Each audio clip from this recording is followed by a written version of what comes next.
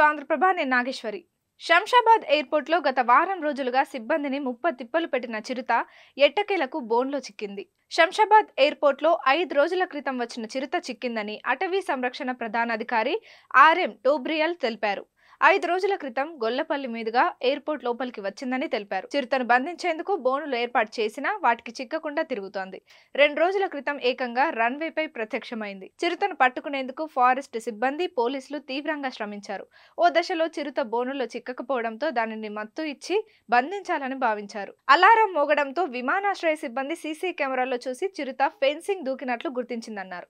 కాసేపట్లో ఎయిర్‌పోర్ట్ నుంచి చిరుతను Nehru zoo park కు తరలించి అక్కడ వైద్య పరీక్షలు నిర్వహించి ఒక రోజు పాటు పర్యవేక్షణలో ఉంచుతామని తెలిపారు. తర్వాత అడవిలో విడిచిపెడతామని పేర్కొన్నారు.